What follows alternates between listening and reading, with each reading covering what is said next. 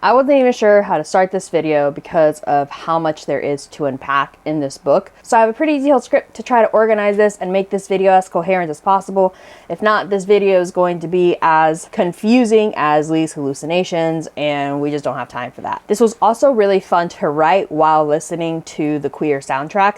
Originally, I had tried to write this listening to Carol, but it didn't quite sit the same. But eventually I switched over to listening to the Queer soundtrack, and it was perfect. So if I'm looking down, it's because I have to follow the script. Otherwise, we're just gonna get lost. I'm Quinn Moon. I write queer fairy tales, and I read almost everything that is even slightly queer. So it is extremely fitting that I will be talking about Queer, this guy right here, by William S. Burroughs. So this is an unconventional story that is half traditional, half experimental. From the introduction in this particular edition by Oliver Harris, we are told that this is sort of a trial run for the experimental style that really defines one of William Burroughs' most well-known pieces, Naked Lunch. Fun fact, the title Naked Lunch was actually derived from one of the lines in Queer, which is why I thought that Naked Lunch was the third book in this trilogy, but it's actually not. Apparently the third book is the Yage Letters, which I was shocked was even a book, because when I first read Queer, I thought this whole quest for Yage seemed so outlandish to me. I didn't realize it was such a serious thing for Burroughs and in the Burroughs universe, for the guy and for William Lee. But we are getting ahead of ourselves. Let's talk about the book first. Queer is a multi-layer narrative that when looked at independently of each other, you get an incomplete picture of the story that these 100 pages is trying to tell. You cannot know Queer without understanding Burroughs due to the semi-autobiographical nature of the text. You definitely cannot know Queer without knowing William Lee, because he is the vessel that Burroughs uses to try to find himself and Lewis Marker. And it is the vessel that Burroughs uses to speak to the other queer people of the 50s and 60s, even though it wasn't published until 30 years later. In the book, Lee is talking to his contemporaries that are also lost on the junk, trying to figure out, can they find another soul to love? Can they find themselves? And when they do, are they even capable of loving themselves? And to understand the disparaging comments and the reason behind some of these narrative devices used in Queer, we need to also know what was happening, that William Burroughs was writing this both personally and in the political spectrum at large, which I'm not an expert of. But there is a reason that Lee is so violent and destructive. There is a reason Lee could never have been granted a happy ending,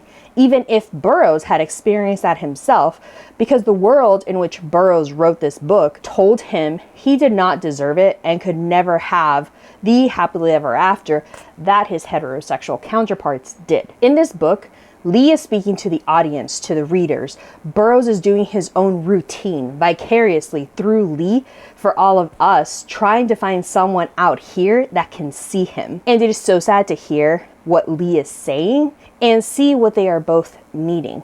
Because ultimately, Lee succumbs to the self-loathing and the self-destruction. Lee is the embodiment and representation of the tragic values of the 50s, which makes me as the reader, as the audience that both Lee and Burroughs needed, all the sadder seeing how all of it unfolds. So there's a lot to unpack in this book.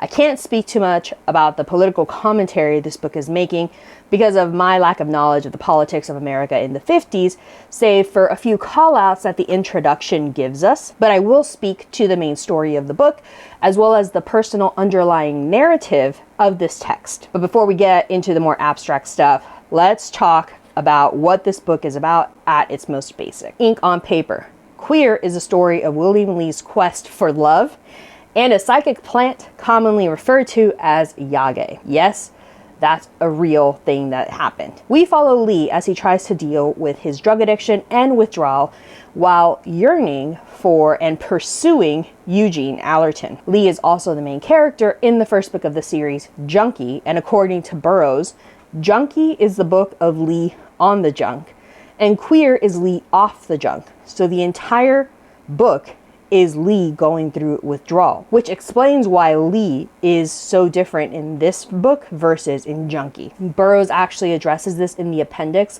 why Lee is so different in junkie versus queer, even though they're the same person. Because queer was actually written shortly after junkie, even though it was published over 30 years later. Early on in the book, before meeting Allerton, we see Lee seducing young men around Mexico, both successfully and unsuccessfully, but he is still very lost.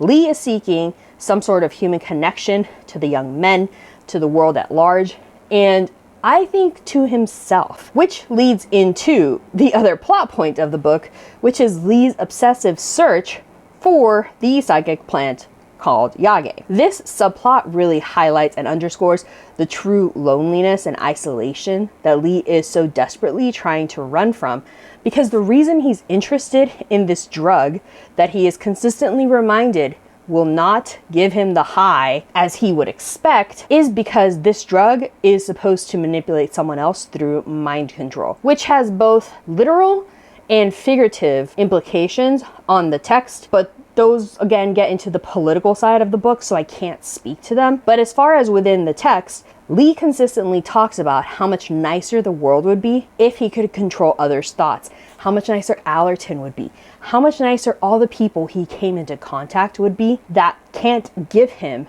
what he is looking for if only he had Yage. As an aside, when this whole mind control thing came up, I really thought it was the withdrawal speaking. So I'm like, oh well, he's on his symptoms. We're gonna get over this in the morning. No, this is 100% a thing, not only in the book, but in Burroughs' personal life. He actually went to Ecuador in South America and went on this crazy quest for this mind control plant. Sounds like something out of a video game. Eventually, Lee meets Allerton, they connect, and after some stalking, coaxing, and coercion, Lee is finally able to win over Allerton, and they spend the night together. And for a moment, everything seems fine. Lee seems kind of stable as he finds some sort of a routine with Allerton, even though it is extremely short-lived. They go to dinner, they have drinks in the back of the apartment, but then Allerton begins to pull away again. And as the reader, we see how truly fragile Lee is. Throughout this entire time, Lee has been on drugs, off drugs, trying to stay off drugs, and to make up for the lack of drugs, he has started drinking in excess.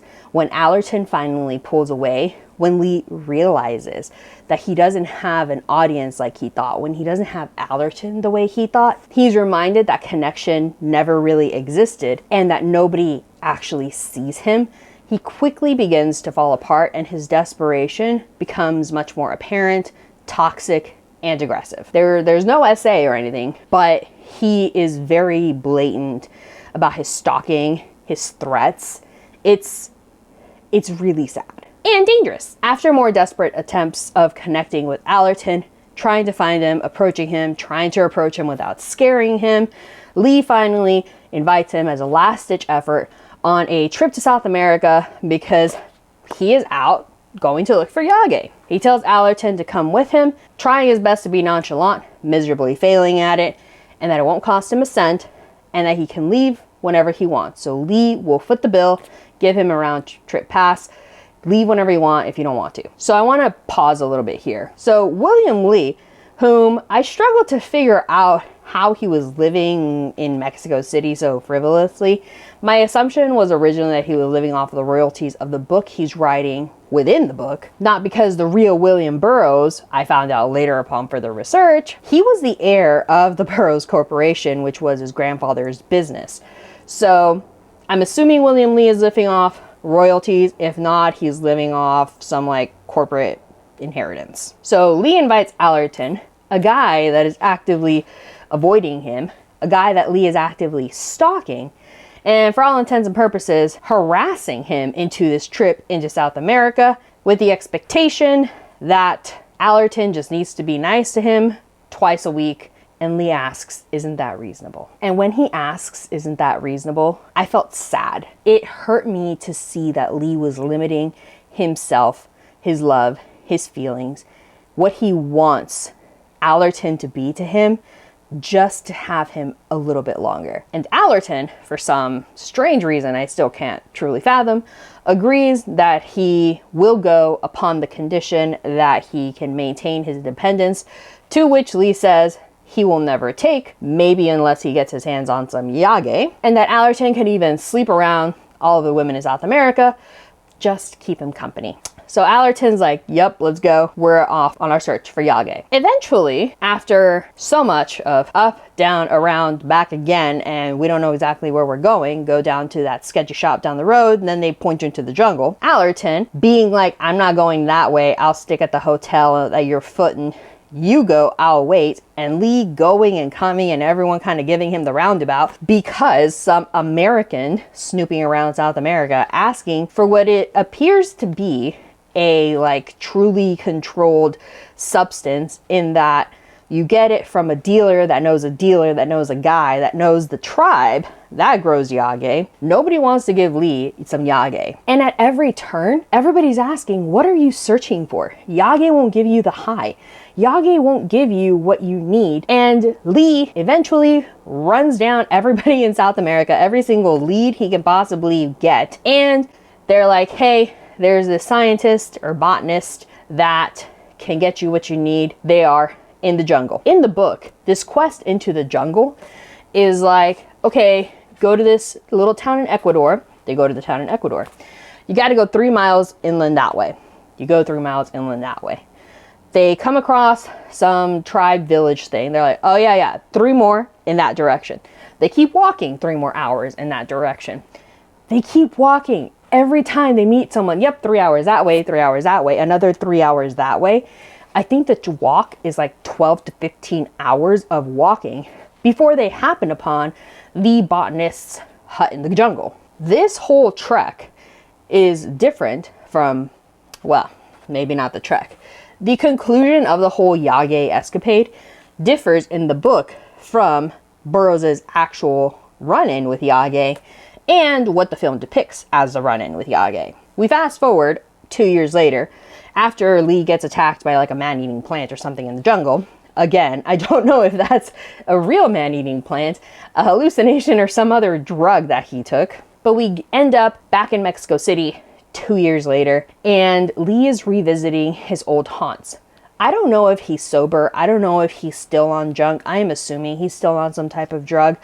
But after revisiting, running into people, realizing people are gone, figuratively and literally, and after asking about everybody he has the courage to ask about for, he finally has the nerve to ask for Allerton. The book itself ends on a slightly more optimistic note than what Burroughs truly experienced 2 years later when he himself returned to Mexico. I think this implies that Lee hopes that maybe if he waits, that maybe if he tries to, you know, those stalker tendencies don't change, if he tries to chase after Allerton to try to find him again, that they can meet up somewhere in South America and have a version of this Ecuadorian vacation or whatever he wanted to call it, and that they'll somehow be able to revive what they had. Kind of like that saying, we'll always have Paris. That is the feeling that I get with Lee, is that he wants that with Allerton, that they'll always have Ecuador. Now, the appendix in this book is actually the original introduction to the book that William Burroughs eventually published back in like 1985. And in it, he explains that queer is Lee off the junk, which seems a little strange because Lee is like an addict the entire time here. But that the reason that Lee acts the way he acts is because this is Lee standing alone for the first time without the junk to cover him. This is him having to see himself for who he really is for the first time, which is someone he is not happy about, someone he's not proud of, someone he's ashamed of. And the entire book is him trying to figure out how to live without the junk and how to live knowing that Allerton will never be his. Okay, that is ink on paper what we're working with. Before we get to the personal subtext of the book, there are some interesting facts. According to the introduction, when Lee was trying to publish Junkie back in 1950 something, 51 or something like that, the first book of the trilogy, he didn't have enough words to complete it and make it a novel. So he originally spliced up queer and cannibalized this text to feed it into Junkie, which was subsequently published. Many decades later, when Burroughs finally got a book deal and was asked to revive queer because of what he had removed to complete junkie, and because of other personal issues, which we will touch upon, he struggled to make it come together. So the intro, which is now the appendix of this book, was added in an attempt to make it a complete book. But for the longest time, he worried he would never actually be able to complete it, and he had essentially resigned himself to the fact that this book would never be published. But 30 years later, we have it. I find it interesting and so strange that back in 1950 whatever, they looked at this book and they're like, nope, that cannot be published. It's weird, it's offensive, this isn't happening. However, Naked Lunch, which is also a very weird experimental text, which was taken to the Supreme Court on multiple counts of obscenity, they're like, yeah, let's see what happens with this one. Let's publish that in 1959, see what the public says and see what happens. But people saw this and they're like, that's gay, that can't fly. I will eventually read Naked Lunch, and I already have it in my shelf from my public library. But the fact that Naked Lunch was able to be published in 1959, even with some like, this is going to be kind of iffy, the fact that it still made the cut, but this didn't, speaks volumes about the times of the 50s and 60s that Burroughs was living in. Next to the personal subtext of queer, and then I want to talk about specifically the unraveling of William Lee that I probably felt a little too poignantly. As mentioned earlier, this is a semi-autobiographical text that focuses on the relationship of William Burroughs with Louis Marker. Not only does it focus on the relationship, but Burroughs himself said this book was for Marker. So Burroughs knows this book is about the relationship between himself and Marker, which ended in disastrous failure. But not only is this book written about the relationship for the guy, this is written as the relationship is ongoing, because Burroughs was also as coercive as Lee, as awkward and unsuccessful in his romancing.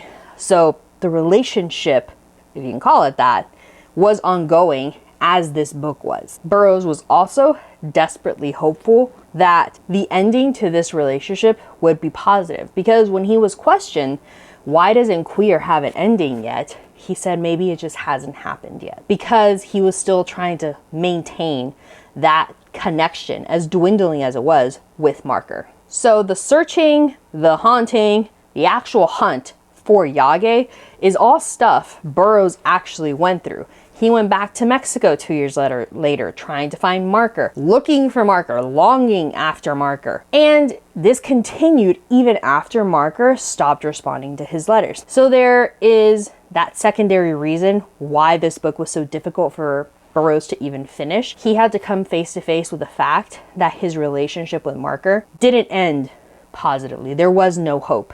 There was never, if I wait, Allerton will come back. If he waits, Marker will come back. Marker wasn't coming back. And when he concluded this book, he finally had to accept that it didn't work. William Burroughs also used the pseudonym William Lee when publishing his books, as Junkie was originally published under William Lee, which follows William Lee. Junkie, Queer, both follow William Lee. So this book is not only semi-autobiographical to Burroughs, but the audience would have been reading about William Lee from the author, William Lee, as well. So it is the story of the pseudonym, William Lee, writing about his doomed relationship through the eyes of the fictional version of himself, William Lee, which is Burroughs writing about his doomed relationship with Marker through the fictionalized author and character of William Lee. So there is so much happening here, so many versions of Burroughs that had to suffer the loss over and over again, and the audience that had to see it, and then the audience that later found out Burroughs is William Lee. There's just a lot happening here. This also explains why there are a lot of references in the book to William Lee trying to find a routine that he could perform off the page, to William Lee having sold his will to the page as in his writing. Why the film opens with William Lee writing the opening paragraph of Queer.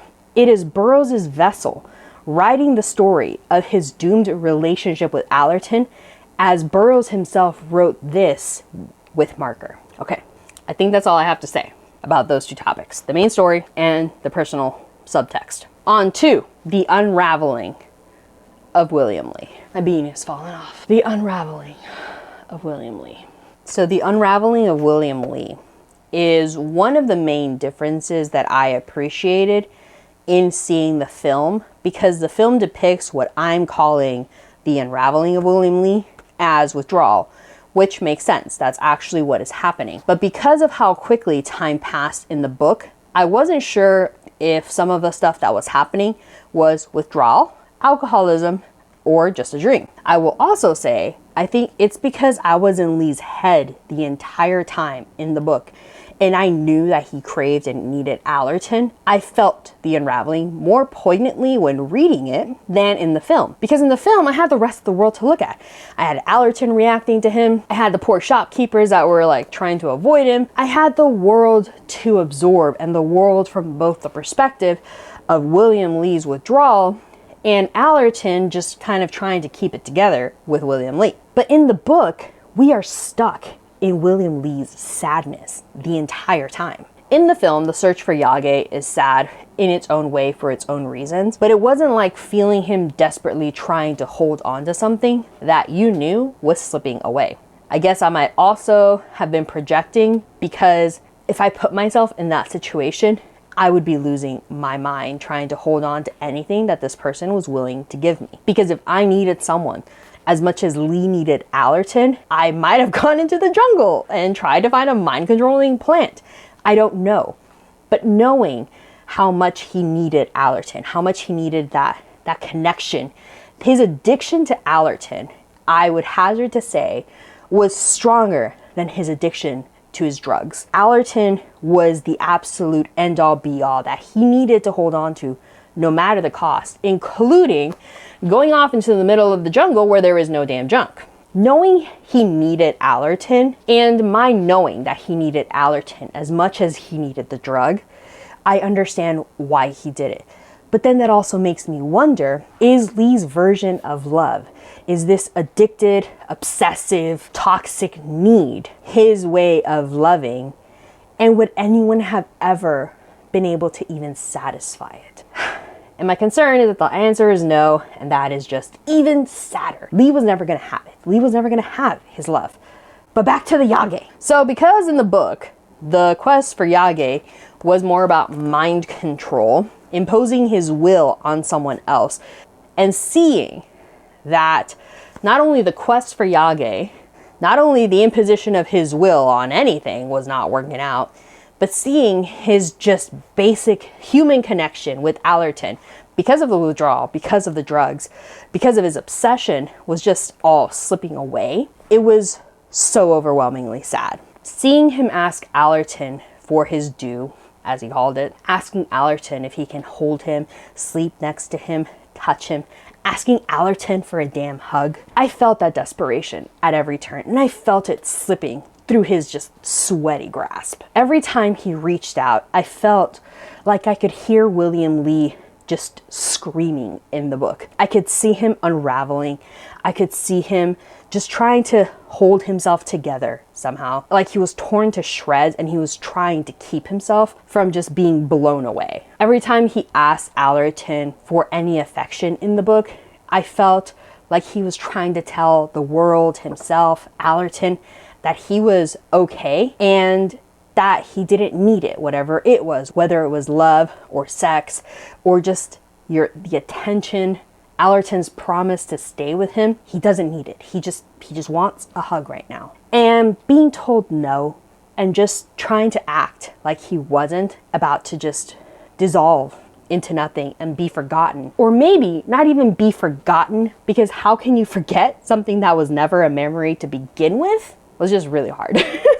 It was hard, which is why I had to write all this down. Otherwise, I'd be just rambling about how sad this book was. I also think why I became obsessed with William Lee was because of how tragic his character was. Because I know that Lee is Burroughs' only way he could openly fall apart. This is the Burroughs trying to exercise his desperation, put it somewhere safe, but everything Lee felt, Burroughs felt. Everything Lee asked, Burroughs asked, wanted to ask, couldn't ask. It was somewhere in his mind, and it is just so sad for me to know that.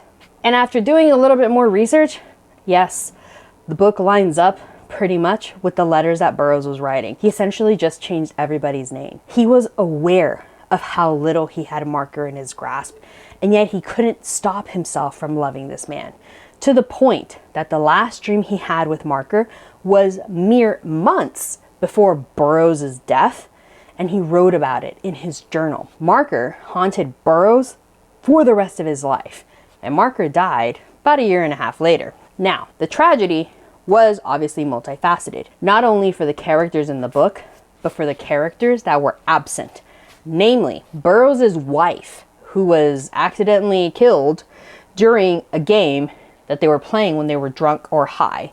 Whether it was truly an accident, not an accident, still kind of up for debate. But for all the times he mentions Marker, Allerton, for all of the longing for Marker and Allerton, Burroughs not once mentions his wife. He is going through trial for this incident while he's writing this book, while he is chasing Marker, while he is writing Lee, chasing Allerton, and never once mentions his wife. This is devastating on multiple fronts. Firstly, for his wife, because she was with a man that couldn't be bothered to mention her in a journal entry once, to mention her in the book, in this fictional place once. He doesn't mention it. She is non-existent. It is all Allerton, all Marker. And secondly, because Burroughs himself was living in this world that he had to abide by their rules and live in an unhappy marriage, and eventually doomed himself and his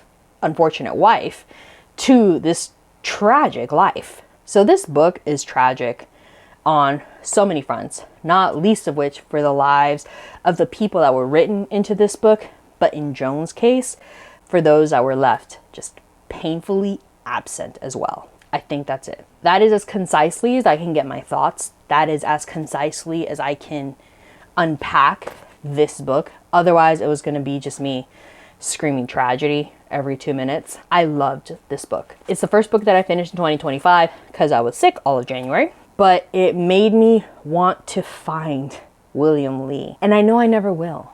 And I know that this search for William Lee is going to end in tragedy. It's not going to end well. I will never find Lee.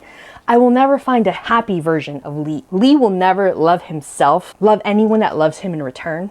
Because not only does he not deserve it, according to the 50s, his destructive self-loathing will never allow him to have it. If you've read Queer, let me know what you thought. I will be uploading a video to talk about the film on its own. That one should be substantially shorter. If you've read the book and watched the film, tell me what you thought. I want to hear different perspectives. I want to hear other people's thoughts.